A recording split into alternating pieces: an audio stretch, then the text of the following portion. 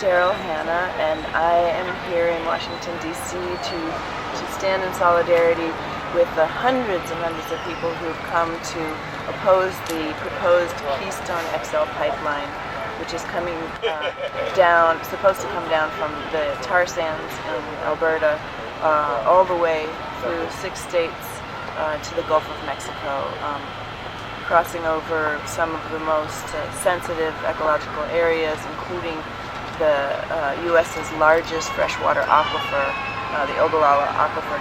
It's a fossil aquifer, which means it will not replenish. This is an ancient aquifer. It's a freshwater source for 20 million people.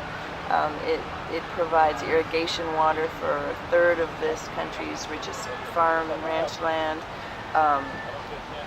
There's just multiple reasons that this Keystone pipeline is a bad idea, pretty much every single way.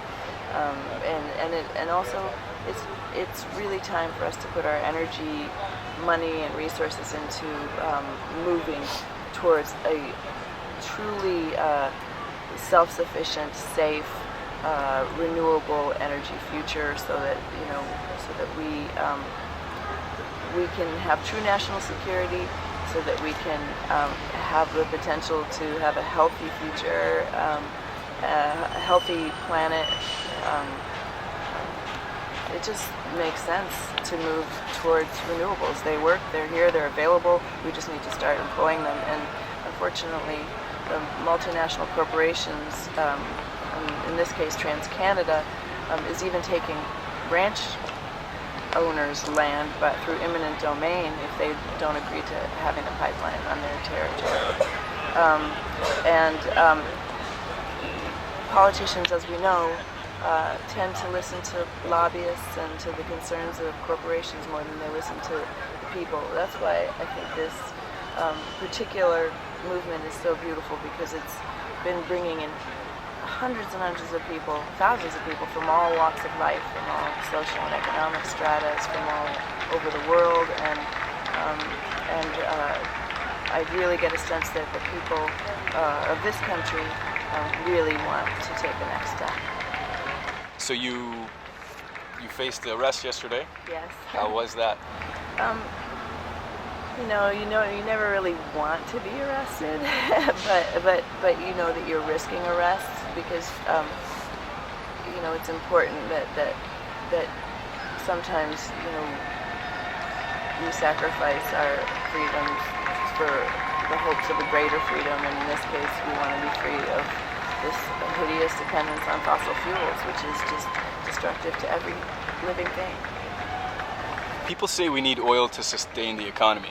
The Canadian Prime Minister, Stephen Harper, says that the tar sands is an important resource for Canada and an ethical source of economic growth and jobs. What would you say to Mr. Harper? There's nothing ethical about something that is as destructive as the Canadian tar sands. I just learned something about it this morning. The 50-mile wide toxic slurry pond, or I don't even know if you can call a 50-mile wide body of toxic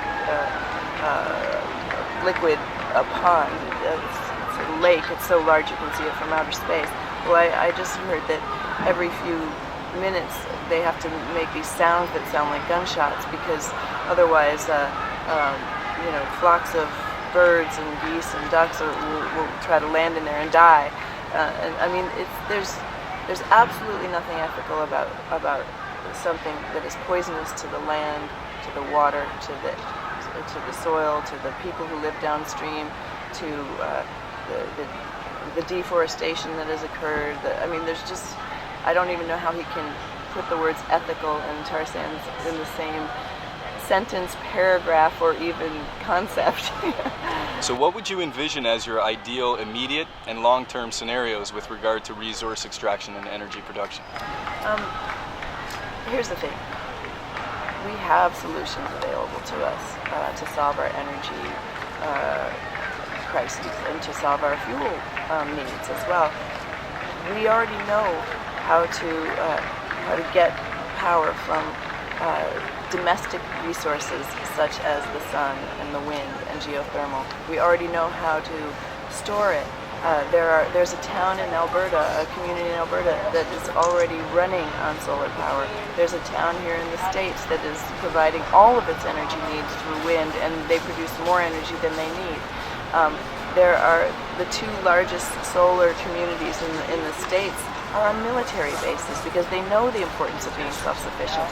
We know how to do it. Certainly these things can be made more efficient and more affordable, but we already know how to do it. We already know how to run existing engines and vehicles on biofuels that can be made through ethical resources. They don't need to be made from monocrops or deforestation. They can be made from waste. These things work. We can do it. We just need the willpower, and unfortunately, those aren't usually the multi-billion-dollar corporations that are lobbying the politicians.